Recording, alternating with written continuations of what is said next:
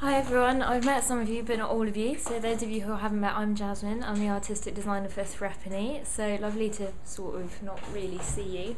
But anyway, Jenny just asked me to explain to you what the set and the artistic concept for the whole show is about before you start blocking out the show at your rehearsal tonight. So that's what I'm going to do.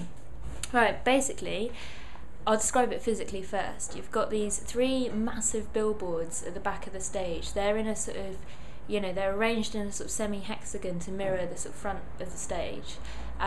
They stand on columns that are 2.5 metres high, and the billboards themselves are 2 metres by 3.5 metres, so they're pretty huge. And on each of these there's going to be a projection, which will be a mixture of found footage, from the TV, images from newspapers, stuff that are filmed in the street. Show, who some of you may know, is helping film all of this as well.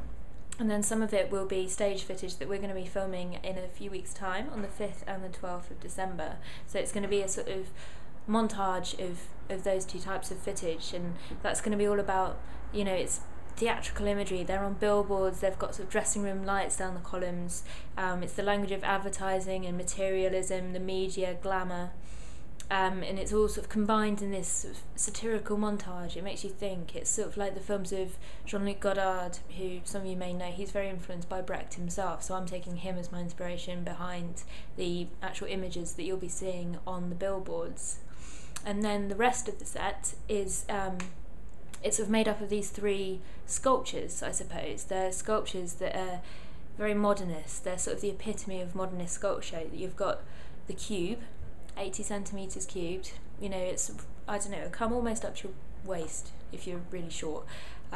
Maybe up to your knees if you're tall, I don't know. But anyway, it's sort of, it's approachable on a human level. And then you've got the plinth, which is 170 centimetres tall, just a bit taller than McKeith. And then you've got the slab, which lies on the floor, and it's 2.5 metres long, about 20 centimetres high. So you've got these three different levels of sculpture. Now, I was inspired by these because there's something about modernist, minimalist sculpture like these. When you sort of see them in a gallery, you interact with them in a very theatrical way, even though they're not theatrical as objects. You approach them on a human level. Your movements in relationship to them become somehow theatrical. So we're going to exploit that on stage. We're going to move them around. They'll all be on wheels, and we can use them to make a visual mise-en-scène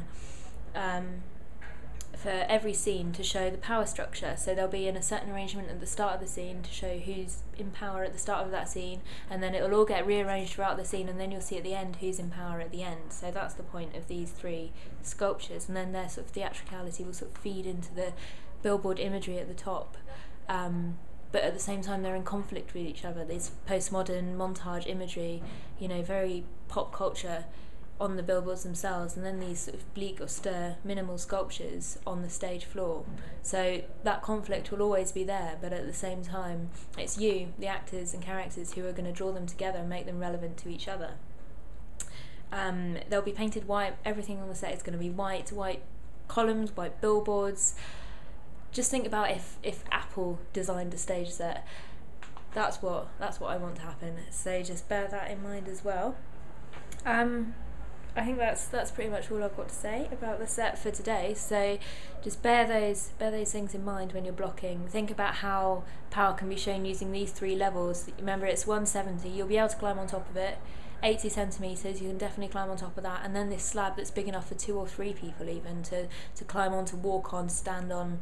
Just think about it. Bear in mind the different formations, how they can be used to demonstrate power, lack of power, that sort of thing. Oh, I forgot to mention, the plinth opens out and it's mirrored inside, and the slab has a drawer which comes out of one side of it, and it's mirrored on the 4 vertical sides, and the cube has a lid which you can lift and keep props and things in, and that's mirrored on the 4 vertical sides as well.